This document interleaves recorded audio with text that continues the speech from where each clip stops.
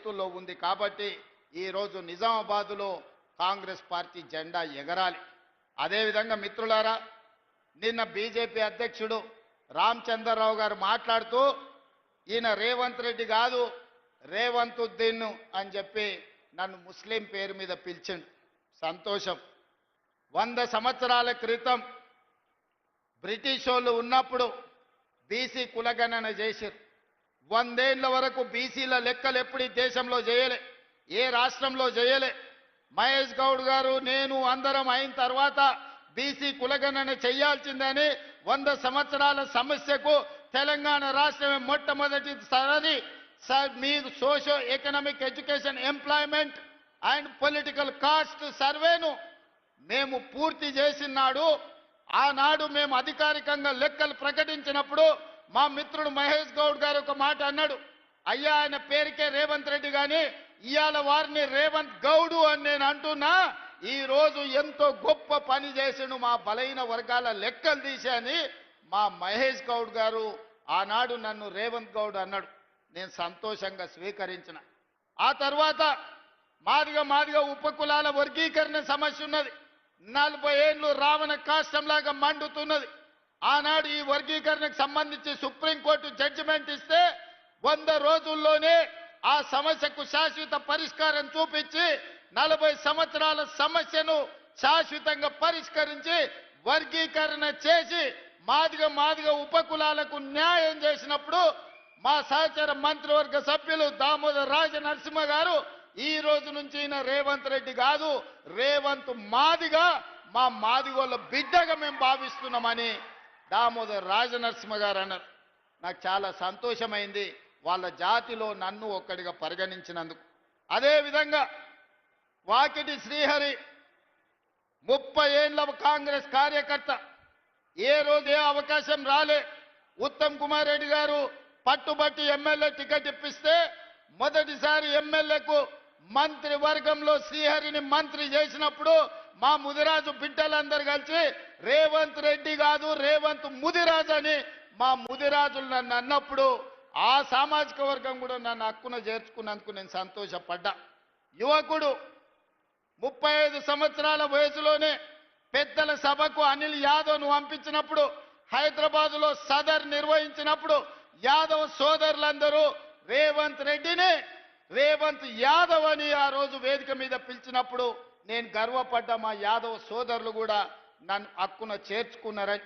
ఇవాళ సిక్కు సోదరులు స్వర్ణ దేవాలయం లాంటి దేవాలయాన్ని మూసీ నది పరివాహక ప్రాంతంలో నిర్మాణం చేస్తాం, సిక్కుల ఆత్మ గౌరవాన్ని నిలబెడతామని చెబితే సిక్కు సోదరులు సర్దార్ రేవంత్ సింగ్ అని అన్నప్పుడు సిక్కు సోదరులు కూడా నన్ను అభిమానించినందుకు సంతోషం అని చెప్పిన. वैसे ही मैं कल मुसलमान के मीटिंग में गया, जगह जगह पे मुसलमानों के और 4% जो रिजर्वेशन हमने दिया 4% रिजर्वेशन बचाने के लिए हम लोग मेहनत कर रहे हैं. मुसलमानों को जो जब जरूरत है सब कुछ कांग्रेस पार्टी ने दिया. इस देश को राष्ट्रपति मुसलमान को कांग्रेस पार्टी ने बनाया. 7 मुख्यमंत्रियों को इस देश में कांग्रेस पार्टी मुसलमानों को बनाया. मेरा कैबिनेट में शब्बीर भाई को मंत्री बनाने के लिए निजामाबाद अर्बन चुनाव में हम चुनाव लड़वाए. मैं कामारेड्डी, मेरे लिए शब्बीर भाई ने कुर्सी छोड़ा था कामारेड्डी असेंबली में, मगर हम केसीआर को हराए, हम नहीं जीत सका. आप लोग शब्बीर भाई को नहीं जिताया. फिर भी मुसलमानों को मंत्री बनाने के लिए मोहम्मद अजहरुद्दीन को बिना एमएलए बिना एमएलसी हम मंत्री बनाए. कल परसों हम उनको भी एमएलसी बनाने वाले हैं. इसीलिए इतने सारे 8 मुसलमान माइनॉरिटियों को हम लोग कारपोरेशन चेयरमैन बनाए. मतलब ये सरकार में बराबर मुस्लिम माइनॉरिटी को हिस्सा दे दिए. उनका हक है, उन लोगों का हक उनको पहुंचा दिए. इसीलिए आज कोई मुसलमान के भाई रेवंत को रेवंतुद्दीन कहे तो भी मेरे कोई परवाह नहीं है. मैं इसको अच्छी तरीका से मैं स्वीकार करता हूं. भारतीय जनता पार्टी రామచంద్రరావు రేవంతుద్దీన్ అన్నావు కదా, నాకేం ప్రాబ్లం లేదు.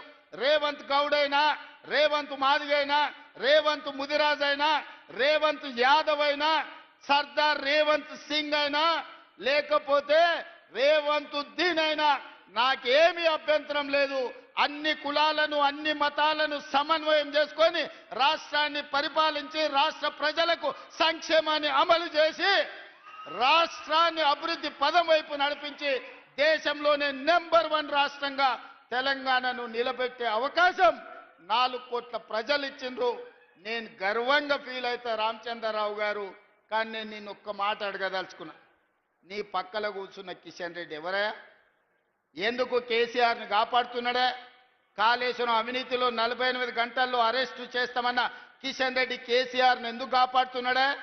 ఇవాళ కిషన్ రెడ్డి కాదు, కిషన్ రెడ్డి కల్వకుంట్ల కిషన్ రావుగా మారిండు. ఆ సంగతి నీకు తెలుసా రామచంద్రరావు గారు?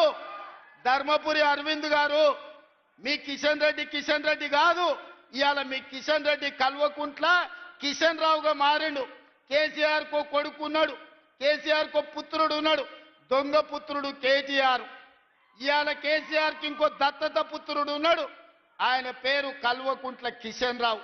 దొంగ పుత్రుడు దత్తపుత్రుడు కలిసి ఈ రోజు కేసీఆర్ అవినీతిని కాపాడే ప్రయత్నం చేస్తున్నారు. మొట్టమొదట రామచంద్రరావు గారు కిషన్ రెడ్డి గారిని జనజీవన స్రవంతిలోకి తీసుకురా. ఈరోజు కేసీఆర్కు కాదు ఊడిగం చేయాల్సింది, తెలంగాణ ప్రజలకు సేవలు అందించాలి. నిజంగానే మీకు పరపతి ఉంటే మున్సిపాలిటీలలో ఓట్లు అడగాలంటే నిజామాబాద్ కార్పొరేషన్ని స్మార్ట్ సిటీలో ఈరోజు మీరు ప్రకటించండి. హైదరాబాద్ నగరంలో మూసీ నిర్మాణం, అహ్మదాబాద్లో మీరు నర్మదా నది రివర్ ఫ్రంట్ కట్టుకుంటారు, ఢిల్లీలో యమునా నది కట్టుకుంటారు, ఉత్తరప్రదేశ్లో గంగా నది కట్టుకుంటారు. మా హైదరాబాద్కు మాత్రం మూసీ నది ప్రక్షాళన జరగొద్దా? మోడీ నిధులు ఇయ్యడా? మోడీకి ఓట్లు వేయలేదా? బీజేపీకి 8 సీట్లు ఇవ్వలేదా? తెలంగాణ నుంచి 8 మంది ఎంపీలను ఇస్తే 2 మంత్రులను చేసినామంటుండు, కానీ ₹1 కూడా తెలంగాణకి ఇవ్వలేదు. ఇది దుర్మార్గం కాదా అని నేను బీజేపీ నాయకులను నేను అడుగుతున్నా. అందుకే మీకు ఓటు అడిగే హక్కు లేదు. తెలంగాణ ప్రజలు బీజేపీని బొందబెట్టాలి. బీజేపీ బీఆర్ఎస్ వేరు వేరు కాదు, వీళ్ళిద్దరిది ఫెవికాల్ బంధం. వీణ వాణి అని 2 తలకాయలు కలిసి బాడీ వేరుంటుంది, ఆడపిల్లలు ఉన్నారు. బీజేపీ బీఆర్ఎస్ బంధం కూడా విడదీయరాని ఫెవికాల్ బంధం. ఇవాళ బీజేపీ కేసిన బీఆర్ఎస్ కేసిన ఒక్కటే, ఆ ఓట్లు తీసుకెళ్లి మూసీ నదిలో వేసినట్టే. ఎందుకంటే ఇవాళ ప్రభుత్వం అనేది ఉన్నది, 2 ఏళ్లే మనం పూర్తి చేసుకున్నది. ఇంకా 8 ఏళ్లు కాంగ్రెస్ పార్టీ అధికారంలో ఉంటుంది, తెలంగాణను అభివృద్ధి చేస్తుంది. ఈ అభివృద్ధిలో నిజామాబాద్కు ప్రత్యేకమైన స్థానం ఉంటుంది. నిజామాబాద్ నుంచే ఈ తెలంగాణ అభివృద్ధికి పునాదులు వేస్తాం. నిజామాబాద్కి ఎయిర్పోర్టును తీసుకొచ్చే బాధ్యత మా ప్రభుత్వం తీసుకుంటుంది. ఇవాళ ఆదిలాబాద్లో ఎయిర్పోర్టు తెచ్చినాం, వరంగల్లో ఎయిర్పోర్టు తెచ్చినాం, వరంగల్కి అండర్ గ్రౌండ్ డ్రైనేజ్ ఇచ్చినాం. ఇవాళ కరీంనగర్ ఔటర్ రింగ్ రోడ్ ఇస్తున్నాం, వరంగల్ ఔటర్ రింగ్ రోడ్ ఇవ్వబోతున్నాం. ఇవన్నీ పథకాలు జరిగినాయంటే కాంగ్రెస్ పార్టీ అధికారంలో ఉంది కాబట్టే ఇవాళ పేదలకు న్యాయం జరిగింది. అదేవిధంగా టీఆర్ఎస్ వాళ్ళు అంటూరు ఏం చేసిరని నేను చెప్పదలుచుకున్న, రాసుకోండి. కేసీఆర్ ఫామ్ హౌస్లో ఖాళీగానే ఉంటే పెన్ను పేపర్ తీసుకొని రాసుకో.